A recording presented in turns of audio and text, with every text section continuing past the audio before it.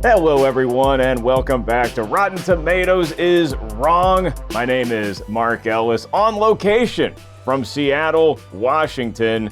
This is where a member of my family lives, and so I'm here hanging out for the week. And if you're watching this on any of our streaming services that we partner with, you'll see in the background a painting that my grandpa did. That is the Jersey Devil. Jacqueline Coley, my esteemed co-host, you're looking at the Jersey Devil. How cool is that?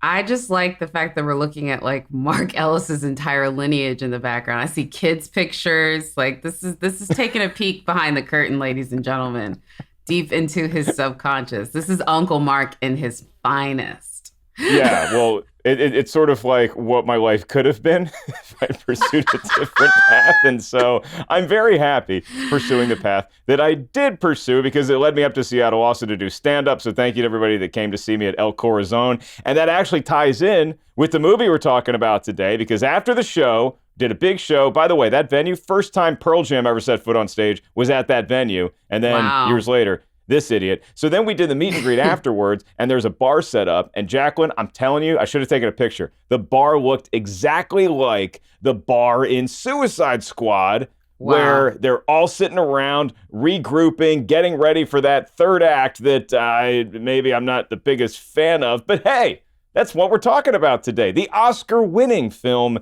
Suicide Squad, directed by David Ayer, starring a host of great actors and also one lizard, crocodile, alligator person. The movie came out in 2016. 26% rotten on the Tomatometer.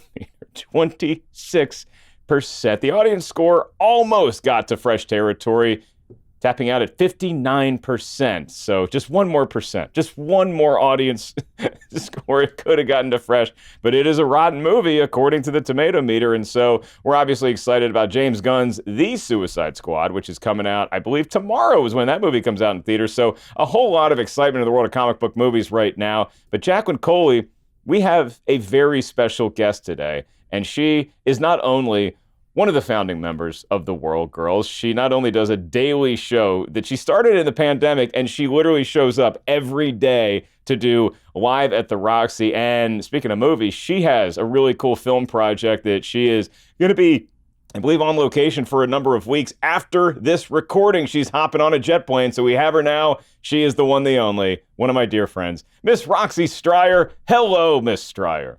Are we still woo people? Woo, woo, woo, woo, woo. Oh, yeah. Is that cool anymore? No. I mean, right. COVID's back. Let's bring woos back. That's what I'm thinking. I'm just always been a woo girl.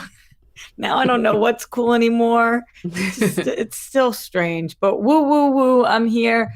And I'm so happy that you guys let me on for this episode. I can't even explain to you how much I want to talk about this today. I can't explain it. Like, this is a gift to me. This is like a late birthday present to me. Hey, this is, you had a big birthday recently, so we wanted to spoil you. And as the Whirl Girl gives wooing a whirl, now we get to hear your thoughts first on Suicide Squad. So, Roxy, just quickly tell me if Rotten Tomatoes is right or wrong when it comes to Suicide Squad with that 26% rotten. This is I can't even preface. I have to just get to it. This is the most wrong Rotten Tomatoes has ever been about any movie ever that ever existed. I cannot believe how rotten Tomatoes thinks that this movie is when it's incredible. I am such a fan of Suicide Squad because I lack any ability to care about anything other than, did I enjoy myself? And oh my God, every time I watch this movie, I enjoy myself so much. It's the least pretentious movie. It is so weird. It at times fine, doesn't make sense. It has a hodgepodge of motley crew characters that are on some scale of meh to amazing, but together, everything all combined, this movie is so much fun. And that's all I care about. That's all I care about. It is one of the most entertaining DC films, if not comic book films ever. And all of that, plus Harley, plus Will Smith. I mean, what more were people wanting from this film? I don't understand. I don't get what movie people were watching. somebody pissed in somebody's cereal and they were not happy about this film, but not me. I had milk that day. Oat milk. I'm glad your Wheaties were kosher. I mean, Roxy, you take a look at this movie, and we're going to get all the scene breakdown and what we loved about it, what maybe we didn't love about it, and there's a lot to digest with the behind the scenes, the making of this movie, so we'll get to that a little bit later on in the show, too. So, Roxy, I'm going to need your number, what number you think this movie should be, but before we get to that, I will turn it over to my esteemed co-host for a synopsis of Suicide Squad. Jacqueline, Coley, what the hell is this movie about? Yes, ladies and gentlemen, let's go back to 2016 and the Suicide Squad, because this is what we have here. We've got David Ayer is bringing together a cast of characters that includes Deadshot, played by Will Smith, Harley Quinn, played by Margot Robbie, Captain Boomerang, played by Jai Courtney, and Jay Hernandez playing the Fire Demon. I mean, these are the bad guys, as they like to say. And Viola Davis, as Amanda Waller, has put all of these cast of characters together and said, you guys are out there to go save the world. It's called Project X because she thinks, hey, what if the next Superman is a bad guy? We may need some bad guys to help solve it. So they bring in the Dirty Dozen, or half dozen in this case, I guess. They get to go save the world. And the person they're trying to battle in this is played by Cara Delevingne, and she plays Enchantress. She is a ancient being that is trying to take over the world with space lasers things that, you know, she's gonna make a weapon to end the world. And they go save the world. There's lots of music, a little bit of superhero stuff, and the Joker pops up. Yeah, Jacqueline, I didn't hear that. Did you say that there's music in the movie? Oh my God, yeah. It's amazingly, you can barely tell that they have some musical cues. You gotta look for it. Yeah. But if you listen hard, you can hear it. No, this is a music video with superhero elements. Okay, that's a very fair synopsis, and I feel bad for any insurance agent in the greater city of Chicago, because man, did that city get wrecked at the third act of this movie. And maybe the movie itself got a little wrecked by the third act. So we're going to talk about all this, but first, hey, producer Lucy's here. Hi, Lucy. Hello. I was engrossed in that synopsis. Took me a while to unmute myself. How's it going?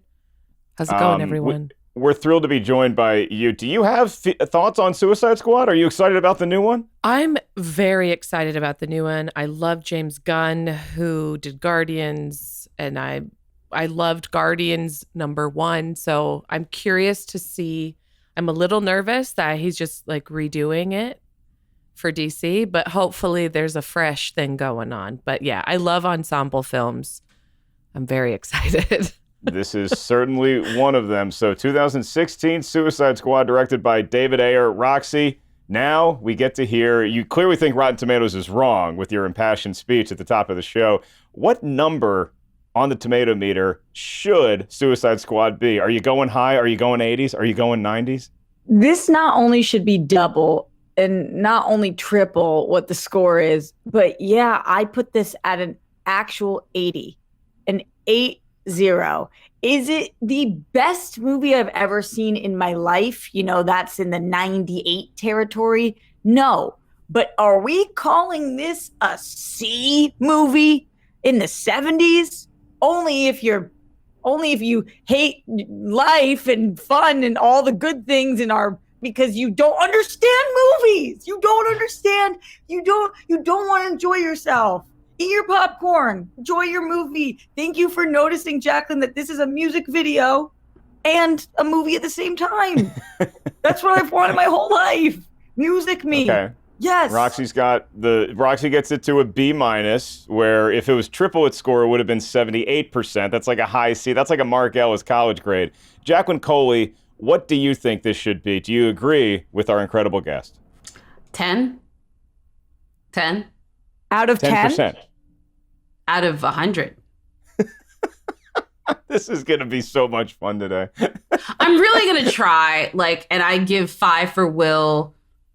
Mm-hmm. I give 4 for Will because he had to show his face all the time. I give 5 for Harley Quinn, and I give 1 for Jai Courtney. What did I do? What did I do to you, Jacqueline?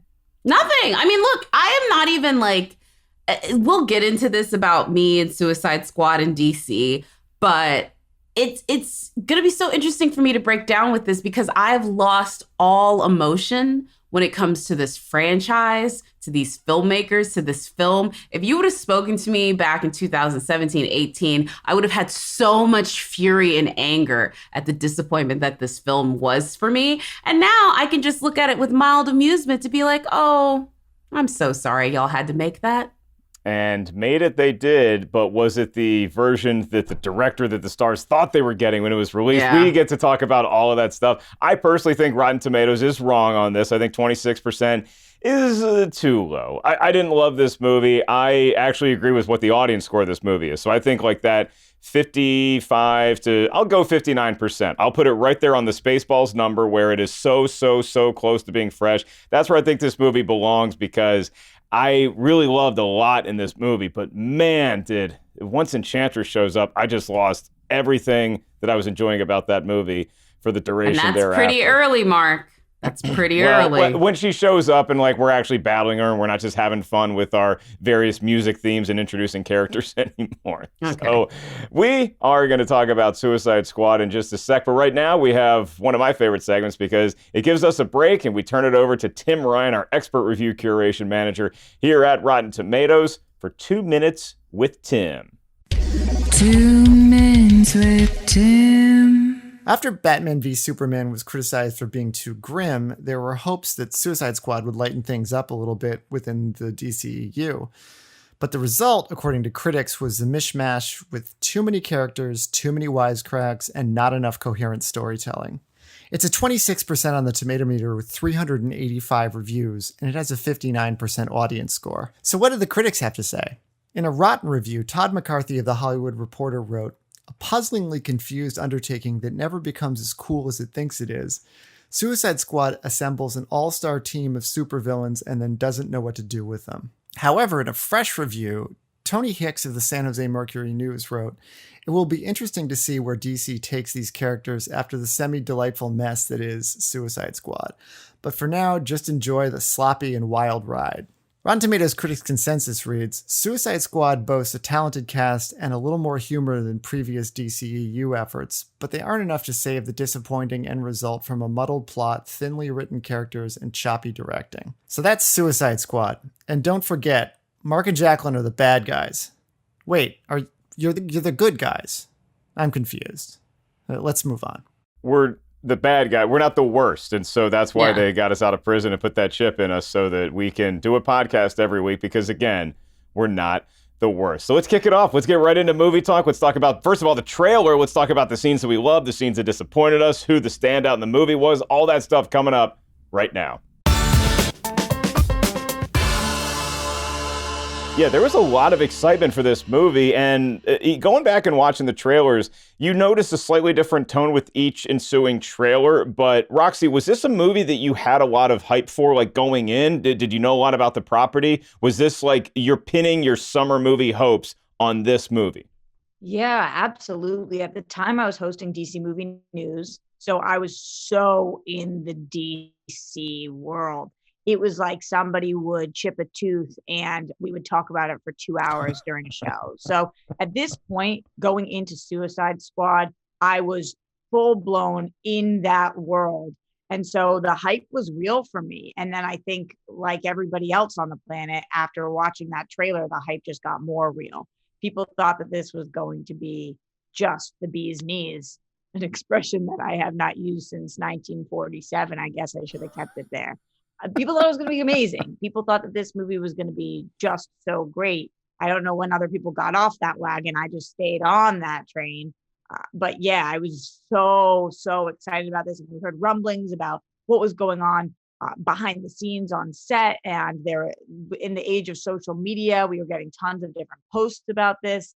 Definitely was going into this thinking, wow, I'm about to be blown away. But it had no pressure on it at the same time because we weren't getting Superman or Batman or Wonder Woman or Flash or Aquaman, these characters that people have such attachments to. A lot of these characters were people were seeing for the first time in live action. And so I thought that they were going to just be able to play and have fun. Yeah, and that was the big thing, Jacqueline. You were probably like working at Comic-Con doing actual things, and I was just in Hall H, and David Ayer came on stage, and this is a few weeks before Suicide Squad comes out, and the big selling point of this movie was like, hey, Marvel, we know they're doing great things, but they don't have great villains. We have all these cool villains in one movie, and they're all going to team up, and so I was pretty excited to see what Suicide Squad was. I don't know what your hype level was, but was it anywhere near the anticipation that Roxy had for this, or were you already done by then? No, I was so hyped for this movie. I remember following the casting news so intently. And the reason why I was so hyped is, I might add, what Warner Brothers has not been able to really do with their live action. I have to say that their animated features, by and large, are absolutely incredible. And I've seen all of them. And there is this great animated feature about the Suicide Squad called Assault on Arkham. It had Deadshot. It had Harley Quinn. It's almost the exact same storyline of this one, but it was actually coherent and done well. And I thought, if nothing else, if they just refilmed that with Will Smith and Margot Robbie, like, the biggest worry I had going into this movie was like Jai Courtney, who was like the guy that kept showing up in all these movies, and like we didn't really know what to make of him. Like, he was in the Divergent series, and it was like, okay, there's a lot of Jai Courtney happening, but I don't really know why he's such a thing. Completely wrong with that. He was actually one of the better parts of this film. But yeah, that was the biggest worry. I was like, how can you mess it up with Will Smith and Margot Robbie? How? There's no way you could mess that up, right? They found a way. So and you have a new Joker, and it's like, oh, well, and Jared Leto, we know how method he goes, and so there's just so much that we could get, and we're hearing about stuff on the set that we'll get into in behind the scenes talk. But I'm going to be selfish right now, and I'm just going to go ahead and jump into my favorite scene. One of my favorite scenes in the whole movie is the beginning, that music video portion that so many people were criticizing after they saw it. I thought it was so necessary because you have an introduction of a character and you have their own sort of theme music that is something from the pop culture lexicon, usually in the vein of rock, but occasionally they went out to different places and different genres of music to give you a sense of the character. And I loved it, A, because it's really fun to watch, like Roxy said, but it also, I thought, was crucial because we don't know these characters that well. At least I didn't. I didn't read Suicide Squad. I barely heard of it before they announced the movie. And so I kind of needed some sort of attitude, which they use for music, to associate with these characters, just so I could have some sort of working knowledge of who they were and what they were about. Oh, round 14, open the premiere pass. Stay back. She moves, fire up, all right? You gonna come down from there or what? Yeah, look at you. So I thought the movie kicked off with a bang. How did y'all feel? Roxy, were you a fan of the way the movie kicked off like I was? I'm so with you because I think that at an end of the movie, I don't like to be spoon-fed, but at the beginning of the movie, I kind of do. And this movie just took me like the baby that I am and fed me every single bite. Here are the bullets. Here's the sound for this character. There's a lot of new characters going on, Roxy. Can you keep them all in order? And I was sitting there eating that up. I was like, yes, thank you. Please explain it all to me. And they were doing it in a way that was fun and exciting. And I just feel like at that point, they really had the audience. And that was really fun for me because then the audience started to turn. But at that moment in the beginning, everybody was still with them, or at least it felt that way. I don't know if Jacqueline's on that page, though. Jacqueline, fingers crossed. No, I will admit that this movie definitely jumped the shark for me, but the beginning, the montage, let's get all the bad guys in place, that was done very, very well.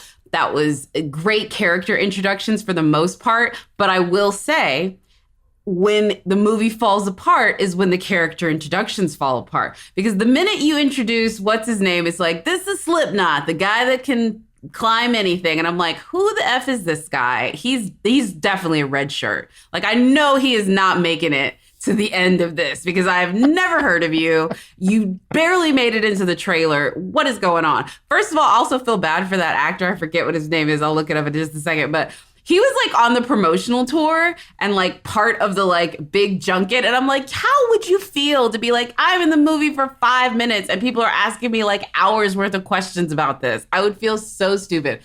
But the minute he shows up and then by the time we get to, this is Katana, she's got my back. That was when I was done. I was like, you know what? This is like, we're done with character introductions. She's just here because reasons. Like, there's no point in having her. I was so over it. And it was like, that was when freaking Joel Kinnaman's character, Rick Flag, became Mr. Exposition. Like, that's all he did for the rest of the movie was just tell us the things that we maybe didn't know about. Like, get her heart, blah, blah, blah. I'm like, oh my God.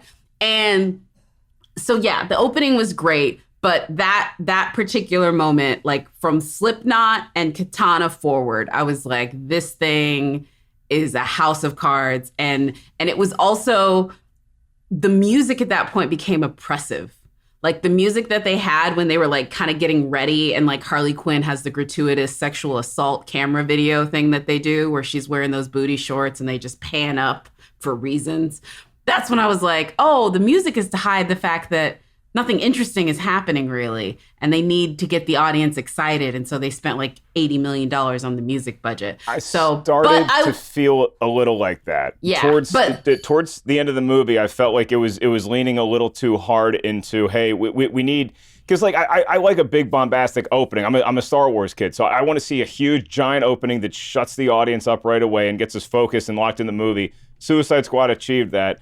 But yeah, Roxy, I got to agree with Jacqueline where like at some point in the movie, it's like now you got to be a movie. You got to drop that facade. By the way, Adam Beach played Slipknot and was totally underutilized in my opinion. Because if you see him in Flags of Our Fathers, he is tremendous. And Karen Fukuhara is Katana. And so I would have liked to have seen more of them. But again, we got a lot of characters. We got to sort through this stuff. We got to give Will Smith and Margot Robbie their screen time. I totally get that. The person, though, that really stands out in this movie to me is Viola Davis as Amanda Waller, because there's very few performers that could get me to buy into what we're doing here. We're going to bail all these people out of jail, and we're going to keep an eye on them. We're going to keep a watch on them. We can chip them in and bring them back at any time. But she just sold me so hard that this is a good idea, that this is what needs to happen. And I thought she was far and away the best character in the entire movie. And that's coming from a guy who worships the ground that Will Smith walks on. So Amanda Waller gets it for me. Roxy, if you had to pick one scene or one standout or both, what is it if you had to tell somebody, hey, this is the one scene and the one character that I really loved the most from Suicide Squad? What are you going with? Oh, I have all of those things, Mark. I have 15 scenes and all the characters. Not all the characters. Enchantress can bite dust. I will say that Viola's a great pick. And I think if your DC heart beats as hard as mine does and you're as nerdy as I do, you watch all the CW TV shows at the time. And what had happened in the CW shows was that they ripped Amanda Waller right from the shows and told us you actually can't have her anymore because the movies are going to take Amanda Waller. So the TV fans were like, but it's Amanda Waller. How are you going to not have her in the DC shows? Where is she going to go? So the expectations going into Suicide Squad, I was like, she better bring it.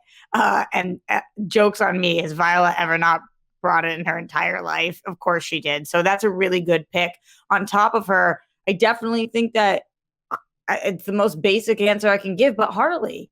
I think that if you watch this movie and you're a Harley Quinn fan, and I've been a Harley fan for long before this movie and will be long after this movie, I was really excited by a lot of the choices they made. Jacqueline, you referenced the pan up. For some reason, all the Harley stuff, even the sexualized stuff, it just worked for me. It feels like her character. It felt true to what I have always off the page thought of Harley to be, or in the animated series, especially in Harley Quinn's own animated series, which took place obviously after this. I think that they did her justice. She had a lot of really great one-liners, and her dynamic with Will Smith was really what kept this movie going for me. In terms of favorite scenes, the bar scene. I know that that's the least action-packed scene, but I love that. I liked us taking a breather for 1 second and then just kind of being like, where are we at? Where's everybody's heads at? What's going on? Okay, let's readjust and let's move forward. You had letters from my daughter the whole time.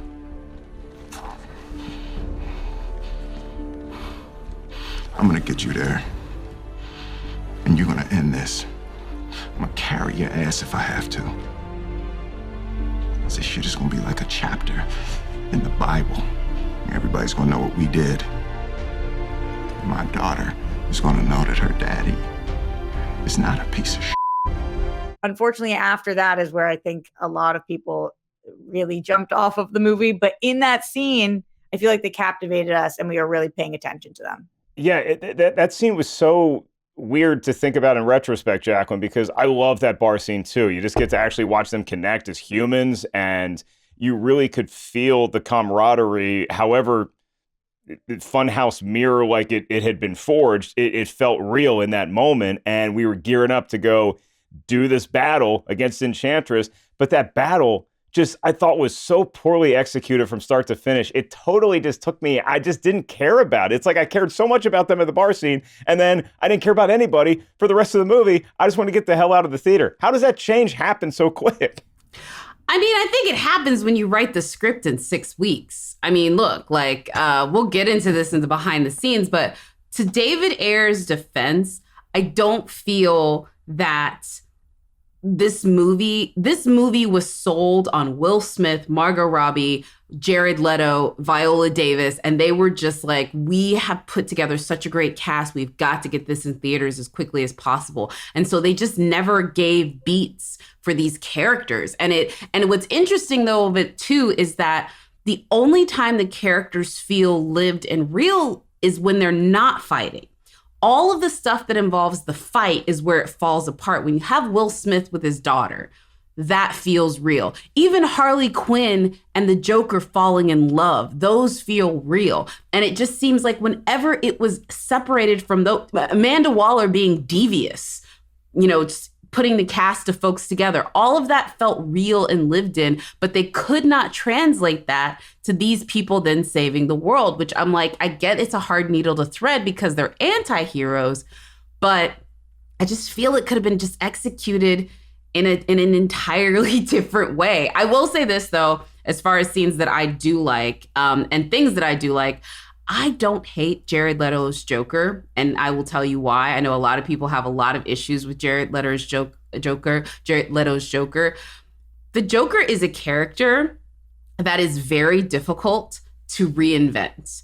And one of the things that happened is Heath Ledger had already done the Joker as real as you can get it and have it still play true to the character. Like, if you met the Joker, he's not going to be Jack Nicholson from the Tim Burton thing. That is more cartoonish in a lot of ways, you know what I'm saying? Or Romeo from like the 1960s. If you had a modern day Joker, he's going to be exactly kind of what Nolan showed in that trilogy. So to really reinvent it, you got to take some liberties. And I liked that they took this swing for the fences on that character because he's a very hard character, I think, to reinvent. So I appreciate they took a swing for the fences. Do I agree with everything, like the damaged tattoo across his face? Maybe not.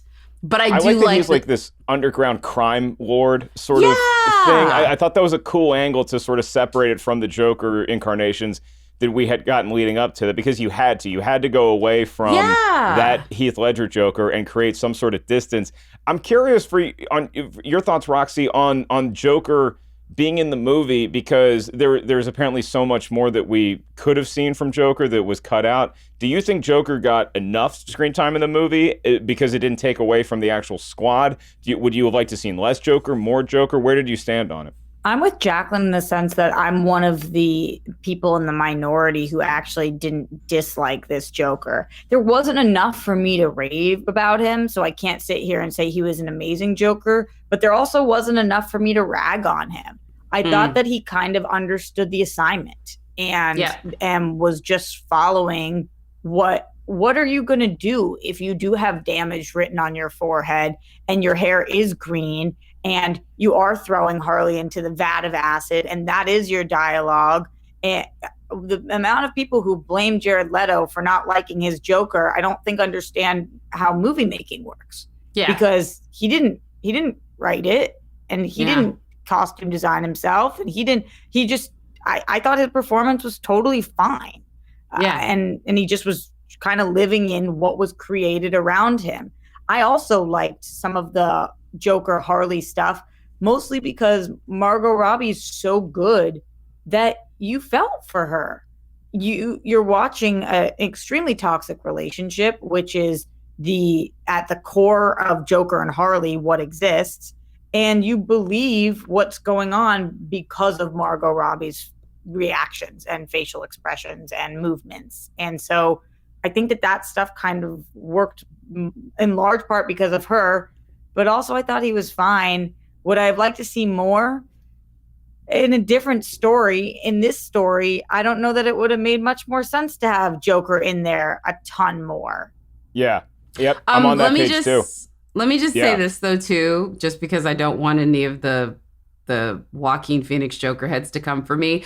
I am separating Joaquin Phoenix's Joker from that, because as much as that film is quote unquote a Joker movie, it is the king of comedy more than that. Like, I feel like that is definitely a movie where they took the plot points from something else and just put a skin of superhero on top of it. Like, God, if you have you used that before? That's no, really I've good. not. I've not. But that's what it is. So That's yeah. good. So like, I just want to say that it's not that it's bad. I'm not like trying to criticize that portrayal, but it is in the comics, and it borrows obviously a lot from the comics, but it borrows a lot more from Martin Scorsese. It also hadn't happened yet. It also exactly. was after this. Yes, and it was after this. But I'm just saying in general, like, you know, people compared the fact that, you know, Heath Ledger was able to do this Joker, and then Joaquin Phoenix was able to make another very realistic Joker. Joaquin Phoenix made another realistic Travis Bickle who just happened to laugh.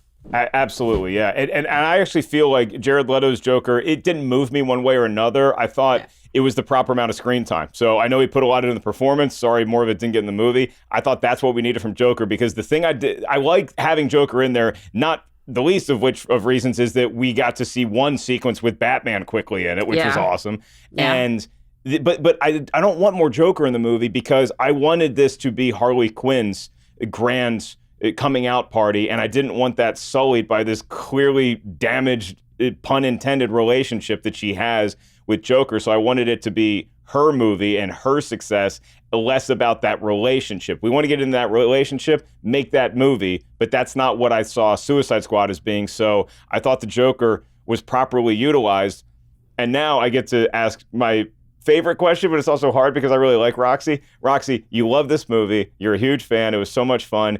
Is there a least favorite character that you're like, it didn't really work for me? Yeah, 100%. And it's Enchantress. That was a bummer.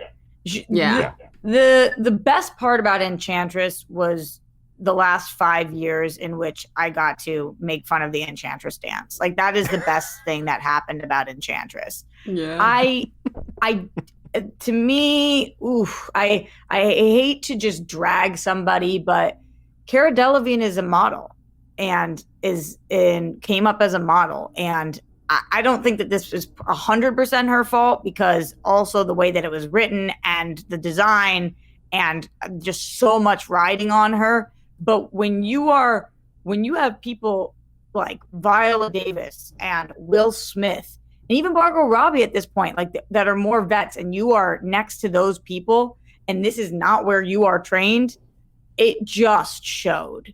And it showed the entire movie. Even when she is, what's her name? June, before she's definitely. Enchantress. Yeah. And both sides, I was like, ooh, girl, this is just not working. No part of it's working. And I think that in this film, in a lot of comic book movies suffer because the villain is lacking. That's kind of why I'm confused on why this movie gets as much heat as it does, because people seem to overlook that in other comic book movies, but not this one. But in this movie, for sure, the villain is lacking. And I think because of that, the third act is very obviously the weakest.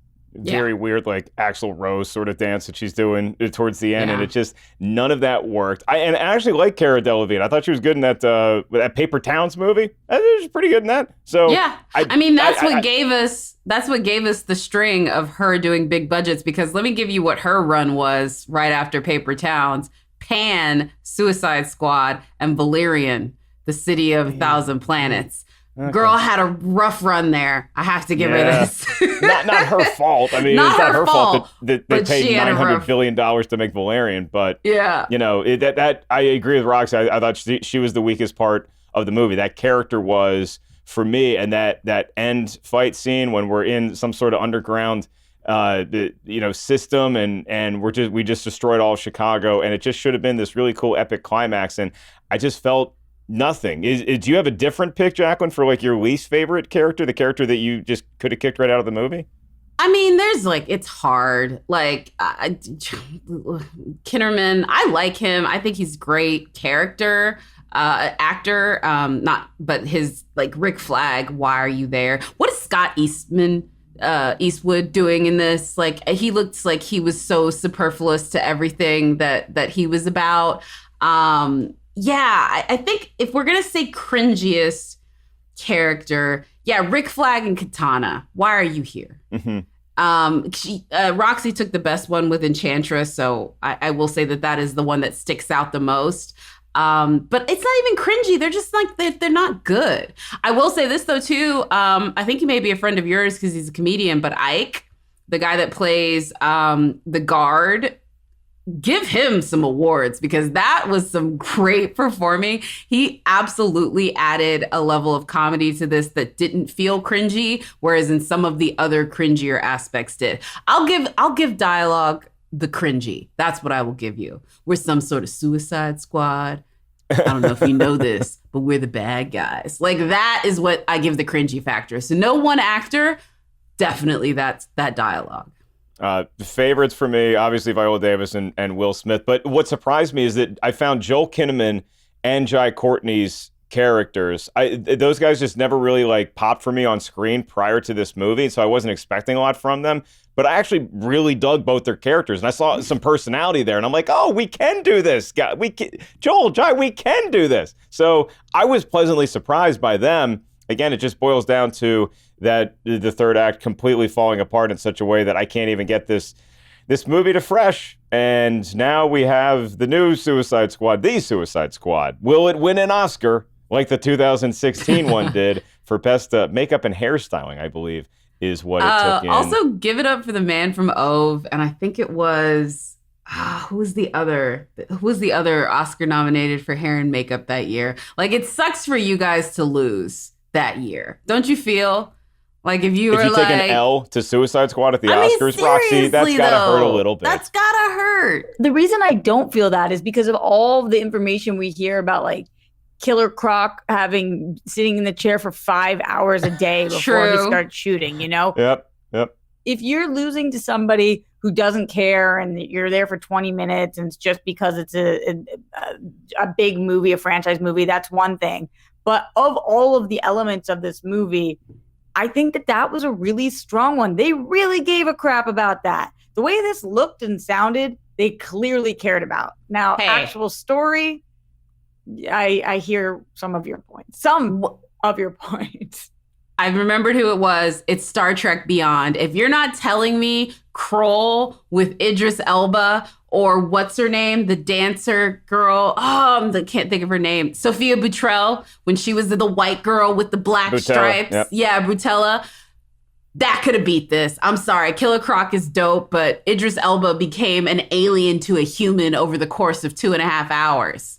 Hey, you think about Adewale as Killer Croc in that makeup chair, and you just got to feel for that poor guy where it's dude, a couple years ago, you were in Hawaii filming Lost, just living it up, and now you're in a crocodile suit on some godforsaken set with a movie that is going to be very controversial when it comes out as far as how people feel about it. And that's really our thoughts on Suicide Squad, the movie itself. So I want to get into the behind the scenes. I want to talk about the David Ayer and how he has sort of changed his tune, Jared Leto's very, very method acting, and if we are excited about James Gunn's new version of the Suicide Squad. We're going to do all that and more right now with Behind the Scenes. David Ayer came out on that stage at Comic-Con, and it was like a pep talk to 6,000 people.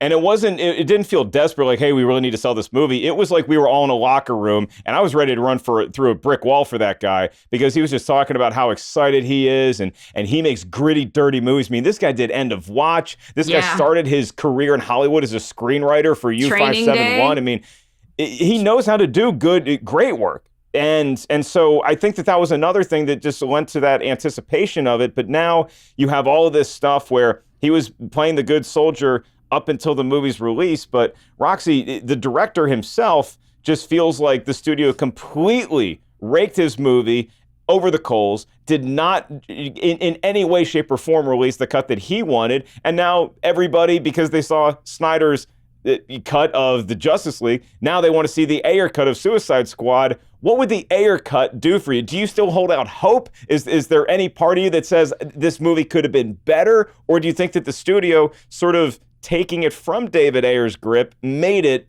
the best possible movie? Yeah, I don't feel good about loving something that the creator doesn't love. I that does hurt my soul a little bit.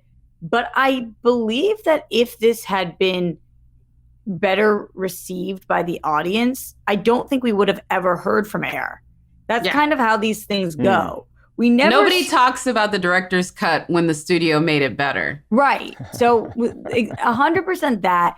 And when things have 70 or above on Rotten Tomatoes and the audience is really happy with it, we never hear a director come out and say, but they didn't do what I wanted them to do. The directors kind of just say like, oh, okay, you guys liked it. I think that Ayer mostly has spoken up because this got bashed. Not as much by the audience. And remembering that this made $750 million. It's not like this movie didn't bring in way more money than the studio could have expected on a Suicide Squad film with characters that we had never seen before. So in that sense, he did his job. But I feel bad that he didn't get to show us what he wanted to see. I think that at first, when we had heard about release the Snyder Cut, I was like, how much could that really help? Spoiler alert, it really effing helped. So you never know. You don't know what these things. Do I want to see the Ayer cut? In my heart of hearts, yeah, I do. I'm just kind of a curious person. I don't think that this should be the trend these days where every time something doesn't do well, we release the blank cut. But the fact that David Ayer has been campaigning for this, and now it kind of doesn't really even matter with the future of it. I'm interested. I'm curious. I think sometimes it is easier just to say, hey, this is what I would have done, and actually not have it come out, because apparently, I mean, he was making a much darker movie than what we got. And I don't think that there was going to be as much humor, and probably not as much of a music video feel. And so if he makes an even darker, grittier sort of movie, might be interesting. And maybe it pays off in the third act better than it did with Enchantress, the way that they went with that. I think sometimes it is just best to let sleeping dogs lie, especially when you have the Suicide Squad coming out. But one of the interesting things about him as a director is that he has some very like sort of odd things that, according to the cast, really help them bond making this movie. I mean, some of the cast, like they would share very personal stories about them, like how they became the person that they are. And then that was incorporated into it. And so like when Roxy is talking about how powerful that bar scene is, I think a lot of that is due to David Ayer and the bonding techniques that he had with the cast leading up to scenes like that. There's a couple cast members that got tattoos to solidify that they're in the squad. And then, Jacqueline, that also lends itself to, well, some actors prepare differently than others. And that Jared Leto, man, he caused some shenanigans on set, didn't he? Look, everyone has their process, but I will tell you this. There's not a lot of POC method actors, because you know what you call a POC method actor? Unemployed. There is a privilege to be the type of person who sends a rat to Margot Robbie, or used condoms, or whatever thing else that he's like sent to the cast members, or like not speaking to them as Jared. He required people on set to refer to him as Joker. Like all of these things, like I get it. especially when you look at some of the method actors who have used that process to achieve incredible things on screen. I'm not trying to dismiss anybody's process, but I'm just saying you have to operate from a level of privilege to be allowed to do the shenanigans that these people were allowed to do in the pursuit of their art.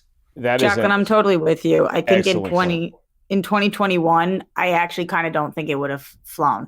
Yeah. I think that this came 1 or 2 years. It like just slid in. He just got by. And I don't know that it would have been the same.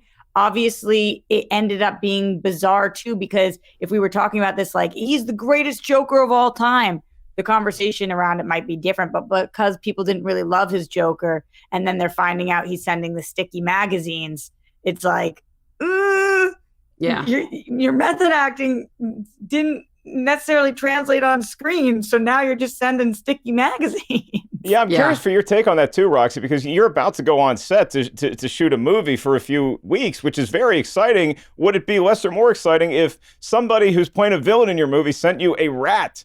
And to her credit, Margot Robbie had fun with it. Margot Robbie, it was a live rat, and she kept the rat alive. She used it as a pet. She got like a wheel for it and stuff, so she had a pet rat while she's making the movie. But like, if that's making you get in character, is that at the expense of the other actors? There's a rehearsal room story where a bunch of them are rehearsing, and then he has a henchman drop off a dead hog and just, here he goes from Joker. And it's like, okay, I'm glad you're getting into character, but Roxy, wouldn't that throw any of us off our game? I think the dead animals would not throw me off if I'm Harley, because I think that kind of would help me get into character in some ways. But the used condoms, I think that's where my personal line would be drawn. That's your line. I'm not trying to get those condoms in my DMs, and certainly not on my doorstep. Yeah. Also, I might add, though, too, on the whole Joker thing, one person who he did not do anything to was Viola Davis. Like, this was like, she actually spoke to the press tour. She was like, nah, he didn't bring any of that smoke near me. Like, literally. And I was like, that's because you're Viola Davis. And let's be honest, even Jared Leto probably knows better than to be like, you know what I mean? Like he didn't play that game with her at all. Also, when we were talking about the director cut, let's be honest though, the first director who made the case for like, I didn't get to make my movie like hardcore in the sort of modern superhero age was actually Josh Trank with his Fantastic Four, which he actually reviewed on Letterboxd. And like tweeted the opening weekend, like, I hope you guys will eventually get to see the movie I did, which I also have to say, the directors that are able to do that, you're operating from a place of privilege. Like, not a lot of other directors could say those things and still get a job. And still work, right. And still work. Like, I just feel like people are not appreciating the fact that not everybody is allowed to tell their truth and not be punished for it. Well, it sometimes it does come full circle in Hollywood, and that's certainly the case with James Gunn getting to now have this big comic book movie yet again in a very different way than maybe he thought his career was going to go 5 years ago. And he was unceremoniously fired from Guardians of the Galaxy 3 for old tweets that surfaced. And now he's back doing this Suicide Squad movie. And I will say, look, the guy knocked Guardians of the Galaxy out of the park. He's got, in my opinion, a great sense of humor on screen. And I think that this movie has a lot of potential in his hands with this cast, some of whom is returning from Suicide Squad 2016. You have Margot Robbie back. I believe Joel Kinnaman and Jai Courtney are back. Viola Davis is back as Amanda Waller. And so there is some familiarity with this movie. Are we excited about it? Start with you, Roxy. And do you like that they're bringing some of the characters back from David Ayer's Suicide Squad? So I've seen this, and you have? I've seen this, and okay. So am I excited about it? That sounded good. That sounded good. No, here's what I'm going to say. I just talked to you guys for an hour about a movie that I love, So are you going to take my advice on how I feel about this movie? I loved this movie. Obviously, I loved this movie. Did you think I wasn't going to like the True. Suicide Squad? In what world? It was freaking awesome. Okay, Yeah. what's the biggest difference then between Suicide Squad 2016 and the Suicide Squad 2021? What's the one thing that you're like, oh, that is very different? Is it a tone? Is it a flow? Is it less music? What is the big difference? I think that they definitely course corrected on this one, especially story wise. Okay. The weakest part of Suicide Squad was what is the story arc. And that's very strong in this next one. So I think that the people and the villain and the main villain as well, I think that this was very not similar to the first one in a lot of ways. In tone, it is a little more similar just because the Suicide Squad is always going to be a motley crew of characters that we are somewhere on the anti-hero, kind of hero, kind of villain spectrum. So I can't imagine anybody liking Suicide Squad and not liking the Suicide Squad. I'm curious for all the people who didn't like Suicide Squad, how they're going to feel. Although from what we're seeing based on Twitterverse, this movie is getting thumbs up across the board from everybody. So far. I did see a lot of that. So far. Let's how see are you guys what feeling? Yeah, Jacqueline, are we going to see this opening night? Are we excited? It's going to be on HBO Max, right? Yeah. I may. Are you going to wait? Jacqueline, what happened? Look, okay, like, I don't think I really even told the full story. Suicide Squad broke up me and DC. Me and DC, the very first comic book I purchased was Death in the Family because I went to my second grade class and somebody told me that Robin was dead because I used to come home every single day and watch Batman the Animated Series. And this dude in my class, his name was Nick. He was an artist. And I was like, oh my God, I love me some Batman and Robin and this and da-da. And he was like, yeah, you know Robin's dead, right? Like that kid that tells you Santa Claus doesn't exist. Yep. And so my love of Batman and DC has like completely gone on through then. And it was like when Burton did his, it was like young love. And then when we got to stupid Robin, Batman and Robin, it was like, oh, he cheated on me. This is not good. But then we got Christopher Nolan's arc and it was like, oh my God, we're back and we're back in love. And then this movie was like, he cheated with my sister. I was done. I was done with this franchise. I was done with their live actions. I will stick on the animated form. So no, this movie broke me. And so I just cannot put any more emotional investment into these characters because they've hurt me too many times.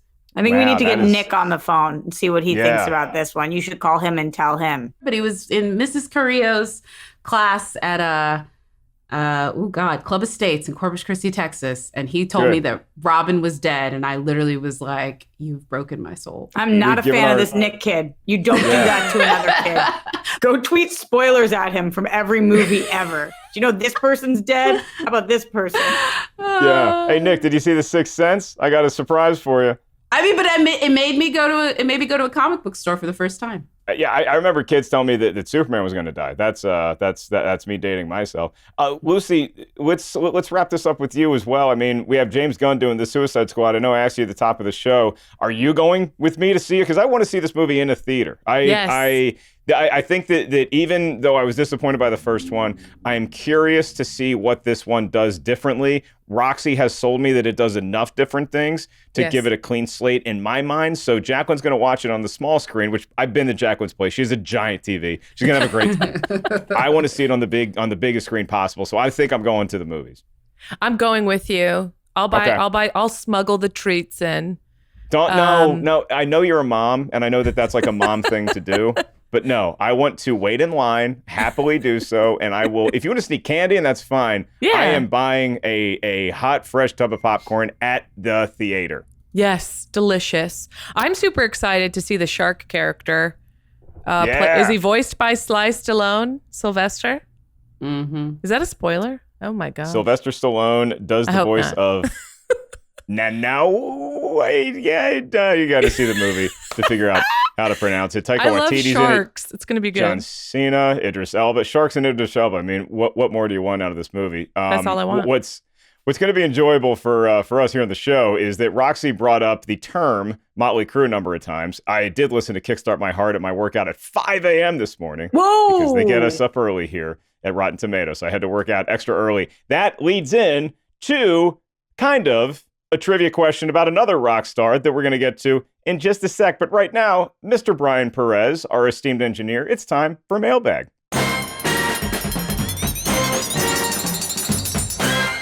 We love when our Ketchup crew emails us. Y'all can email us anytime. rtiswrong@rottentomatoes.com. That's rtiswrong@rottentomatoes.com. And this is from esteemed Ketchup crew member McKenna Callahan. And the movie in question is Memoirs of a Geisha. She says, "Hi, friends. I've honestly been pissed about this for years.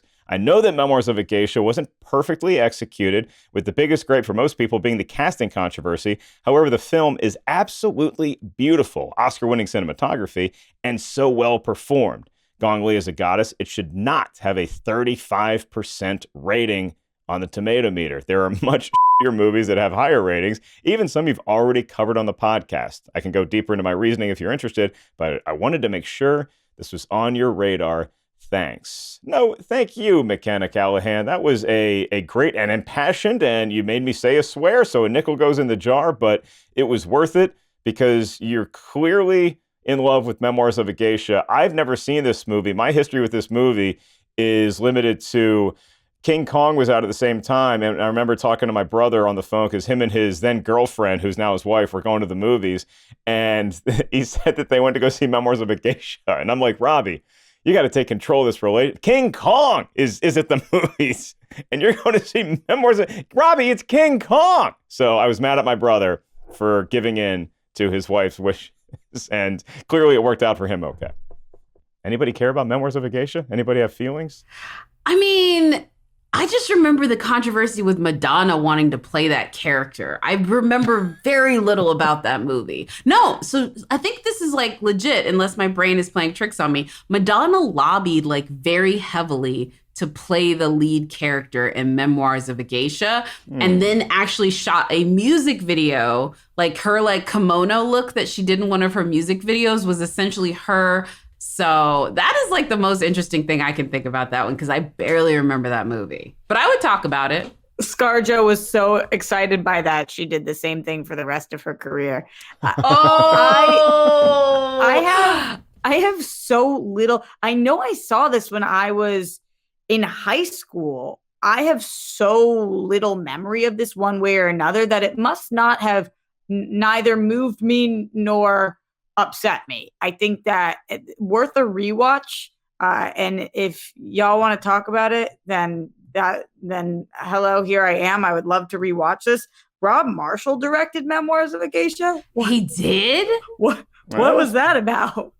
I'll check it out. Oh my God. Here, look, I'm at my brother's place right now. I will make a deal with my brother. He has to watch Peter Jackson's King Kong, and I'll put on Memoirs of a Geisha. My movie's going to be finished first. I know that. My movie's ending before Peter Jackson's King Kong ends. Peter Jackson's King Kong is actually a pretty good movie, though. I will say this. It is a pretty good movie. It got a bad rap. It did. It's long, I think. but it's very, very good. And speaking of good movies, somebody on this show today is going to go make a great one. We have full confidence in her. That is the one, the only, Roxy Striar. Roxy, it was a delight. Tell us how much you can about this upcoming film project. You and I have been friends for a long time, and I am just so excited to see hard work pay off. Woo, woo, woo, woo. See, she brought it back. I'm going to be in a movie. I'm really excited about this. We are going to film on location for the next several weeks. I feel confident talking about it because it's on my IMDb. So I feel like that means that I'm allowed to say it's called Always Lola. I'm Lola. And so you're the title of the movie? Yeah. I am Mark, I've been waiting my whole life to say this. I am the titular character. Damn right you are. And I have to say, I first read this script 3 years ago, and it has my whole heart. It's really, it is a beautiful indie letter. I feel like it's a love letter from the writer to a friend, and it's really good. It's really, really effing good. So I'm more than excited to do it. I'm certainly not sleeping these days in preparation. And when I come back here afterwards, I'll let you guys know how it went. Okay, top 3 animals, live or dead, that you want Jacqueline and I to send you while you're on set to help us get into character. If you could find a unicorn, then you can kill it and send it to me. Wow. Okay, we're killing unicorns here on this show. Before we let you get out of here, Roxy, do you have a good streaming recommendation for the kids at home? I know you're a huge TV fan, you're a TV expert, so if you want to go in that world, that is totally cool. So I'm going to tell you guys about a show that I honestly am not sure if you've ever heard of. This is something that I binged about a year ago, and in that time, I feel like nobody's listened to me, and I need somebody to listen to me. So here's the show. It's called How to Sell Drugs Online Fast. That is a real title of the show. It's on Netflix. It's dubbed. I think that it was a German show, and it's dubbed here now. I watched the dub version because I can't. They move really fast because we're talking about drugs. So I needed to not just have subtitles because it's so fast. But I hear that it's even better if you can do the subtitle version. This show is awesome. I don't know why it's not more talked about. It's one of those Netflix things that got totally buried. And the reason I'm bringing it up today is because it's not the same as Suicide Squad at all. But if you like things that are like, what the F is happening right now? What is going on here? This is definitely that show. It has 3 seasons, so there's enough for you to really chew on. And it's really, really, really stellar. The acting is incredible. The storyline is bonkers. It's about somebody who needs to make money and start selling drugs online fast.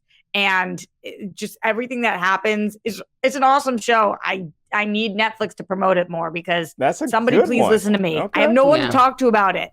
And it's based on a real story. That's based on an actual real story. Yeah, like this dude literally did become one of the most prolific drug dealers online for like... Wait, Jacqueline, are you watching? No, I watched the documentary that eventually inspired that show. So I didn't watch the show, but I watched the doc that inspired it. And yeah.